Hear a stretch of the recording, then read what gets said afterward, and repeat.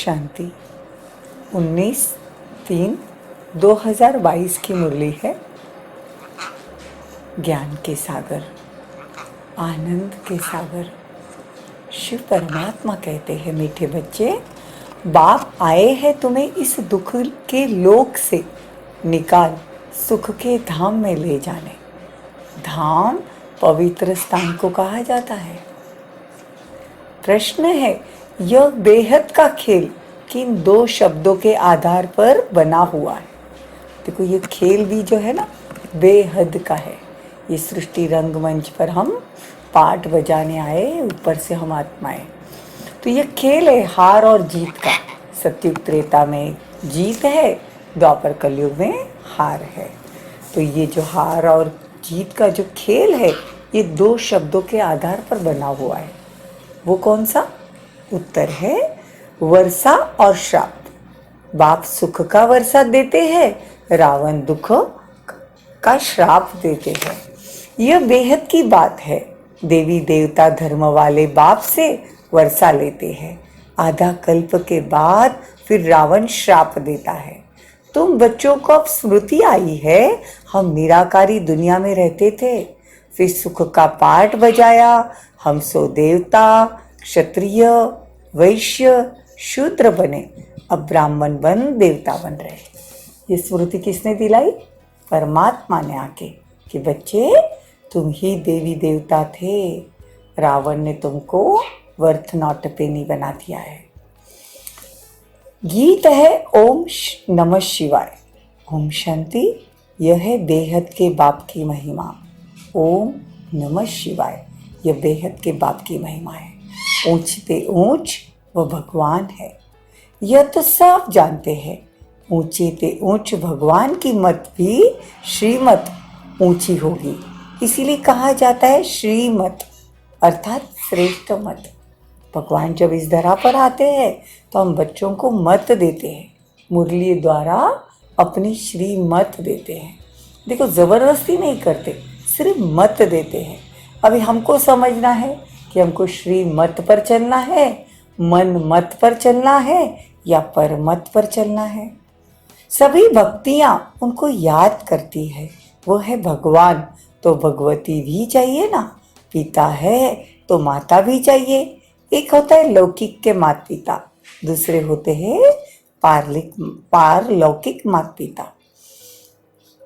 जब कोई दुख होता है तो पारलौकिक परमात्मा को याद करते हैं। अब तुम्हारा लौकिक संबंध भी है, पारलौकिक माता पिता तुम्हारे परलोक में ले जाको बंधन कहेंगे, जिसमें दुख है। दो परलोक है, एक निराकारी लोक जहाँ आत्माएं रहती है, दूसरा साकारी लोक जिसको सुखधाम कहा जाता है। वो शांति धाम और यह सुखधाम। बाबा आकर इस दुख के लोक से, मृत्यु लोक से अथवा पतित भ्रष्टाचारी दुनिया से हमको ले जाते हैं सतयुग में।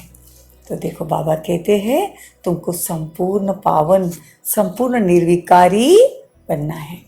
पहले पहले लक्ष्मी नारायण की महिमा गाते थे ना, अपने को विकारी समझते थे। लक्ष्मी नारायण महाराजा महारानी पवित्र थे, तो प्रजा भी पवित्र कहेंगे ना। वह है सुखधाम, वैकुंठ। नरक को धाम नहीं कहते, धाम सिर्फ पवित्र जगह को कहते। देखो, कितनी विरास की बात बाबा बताते हैं। जो धाम शब्द यूज होता है ना, वो पवित्र जगह के लिए यूज होता है, नरक के लिए धाम नहीं कहते। यह है अपवित्र दुनिया। भारत सुखधाम था, अब पतित भ्रष्टाचारी नरक है। अभी तुमको सुखधाम में ले जाना है तो जरूर बाप को ही आना पड़े, जो आकर बच्चों को सुखी बनावे। बाबा कहते हैं कि मैं तुमको शिवालय में लेके जाता हूँ, जहाँ चंद्रवंशी, सूर्यवंशी, चंद्रवंशी राजधानी है। बाबा याद दिलाते हैं 21 जन्म तुम स्वर्ग में रहे, 8 जन्म सतयुग के लिए, 12 जन्म त्रेता के लिए। तो ये सब बातें बाप बैठ समझाते हैं। देखो, बाबा स्वयं नीचे आकर हम बच्चों को ये बातें समझाते हैं। वो तो निराकार है, बच्चों से कैसे बात करेंगे?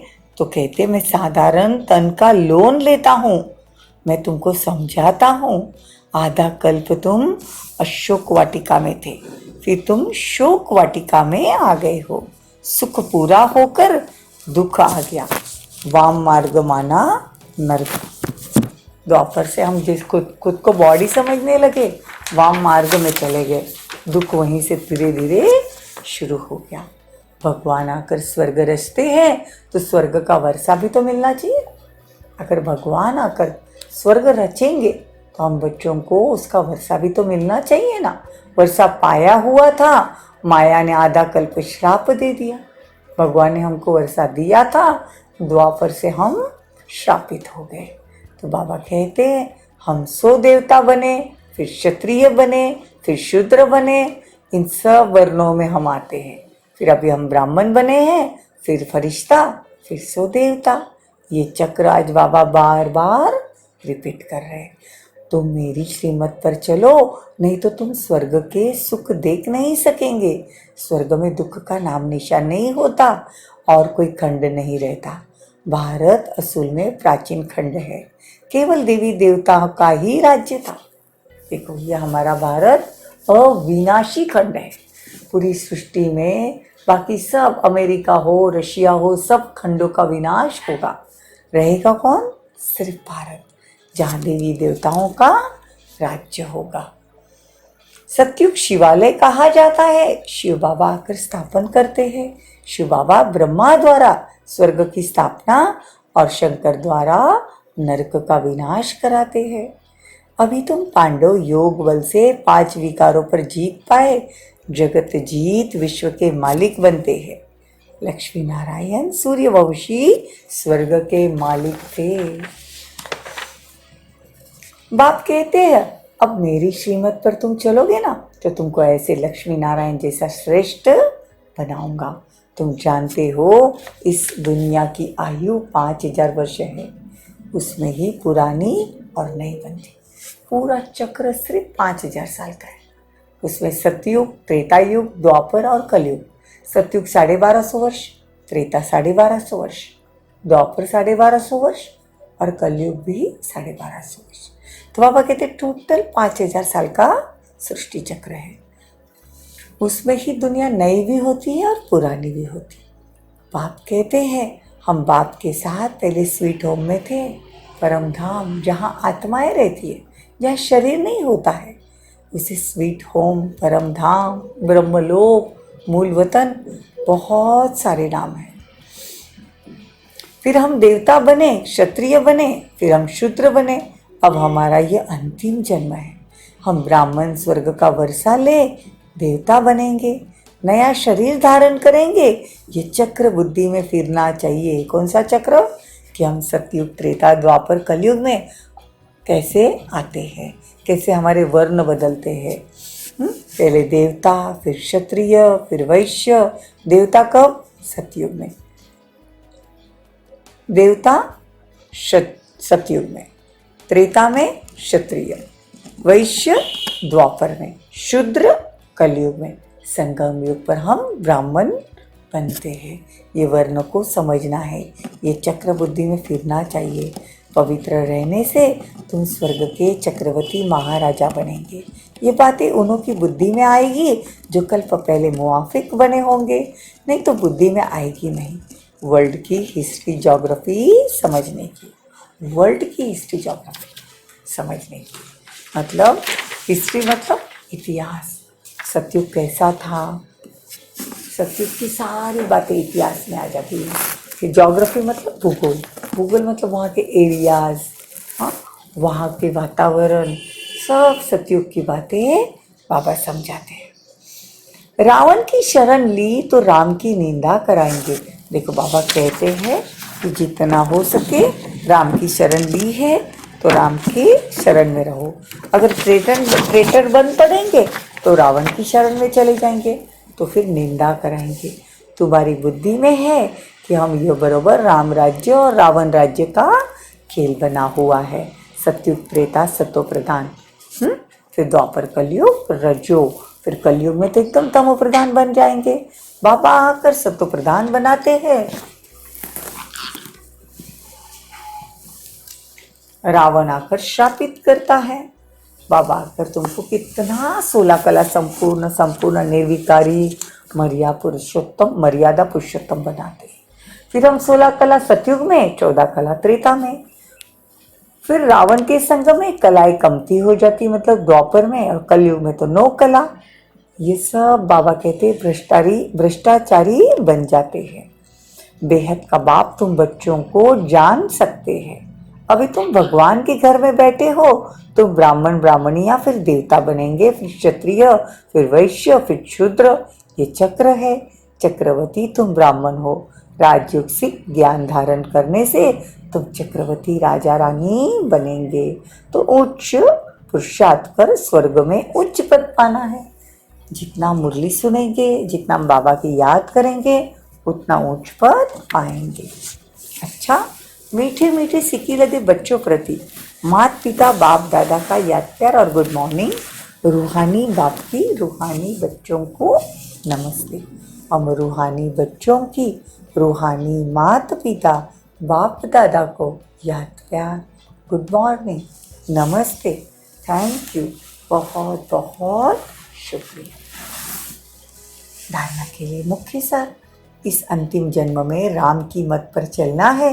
कभी भी राम की शरण छोड़ रावण की शरण में जाकर बाप की निंदा नहीं करानी। सजाओं से छूटने के लिए योगी बन विकर्म विनाश करने हैं। पवित्र दुनिया में चलने के लिए पवित्र जरूर बनना है। देखो, सतगुरु परमपिता परमात्मा हमको वरदान देते हैं। देखो क्या वरदान देते हैं, हमने कैसे करना है। आंखों के सामने देखना है कि परमात्मा ब्रह्मा के तन में आकर हमारे सिर पर हाथ रखते हैं और वरदान देते हैं। सतगुरु कि बेहद के अधिकारी को स्मृति में रख, संपूर्णता की बधाइयाँ मनाने वाले मास्टर रचयिता भवो। देखो, बेहद के अधिकार को स्मृति में रख। हमारा भगवान पर अधिकार है, वो भी हद का नहीं, बेहद का। तो स्मृति में रख, संपूर्णता की बधाइयाँ मनाने वाले मास्टर रचयिता भवो।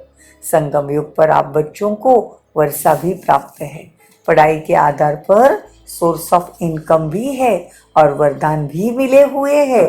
तीनों ही संबंध से इस अधिकार को स्मृति में इमर्ज रखकर हर कदम उठाओ। अभी समय प्रकृति और माया विदाई के लिए इंतजार कर रही है। आप मास्टर रचयिता बच्चे संपूर्णता की बधाइयां मनाओ तो विदाई ले लेगी कौन? माया। नॉलेज के आईने में देखो। देखो बाबा कितना प्यार से कहते हैं कि देखो आईना भी कौन सा, देखो नॉलेज के आईने में देखो कि हमने मुरली कितनी ध्यान से सुनी है, कितनी धारण की है। अगर अभी विनाश हो जाए इस घड़ी तो मैं क्या बनूंगा, सतयुग में मेरा पद क्या होगा। मैंने इतना पुरुषार्थ किया है। नॉलेज के आईने में देखो कि हमने नॉलेज सिर्फ सुनने मात्र सुन रहे हैं या नॉलेज को धारण कर रहे हैं। अगर धारण कर रहे, बाबा की याद कर रहे, तो सतयुग में अभी मैं क्या बनूंगा। स्लोगन, हर समय हर कर्म में बैलेंस रखो तो सर्व की ब्लेसिंग स्वतः ही प्राप्त होगी। हर समय और हर कर्म में बैलेंस रखो तो सर्व की ब्लेसिंग स्वतः ही प्राप्त हो। ओम शांति। सब अलर्ट होकर बैठ जाएंगे। मेडिटेशन के लिए मन बुद्धि को एकाग्र करो भ्रुकुटी सिंहासन पर। मैं आत्मा इस भ्रुकुटी सिंहासन पर विराजमान हूं।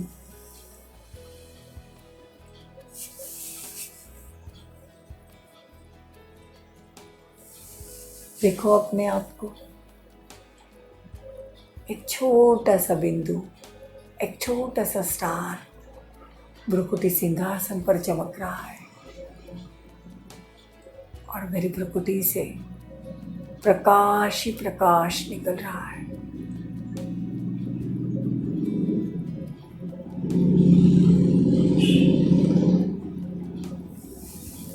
मैं आत्मा प्रकाश में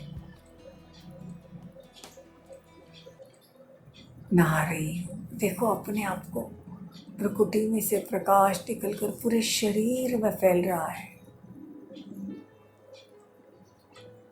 नस नस में, अंग अंग में, हाथ पैर सब जगह शक्तिशाली प्रकाश, शक्तिशाली किरणें मेरे शरीर को स्वस्थ कर रही है। मेरे प्रकृति से पवित्रता की हीलिंग एनर्जी निकल रही है और पूरे शरीर में फैल रही है। आत्मा और शरीर दोनों स्वस्थ और पवित्र होता जा रहा है। मैं मंदुरुस्त तंदुरुस्त आत्मा बनती जा रही हूँ। ऐसा दिल में बार बार इमेजिन करें, आत्मस्थिति में टिके।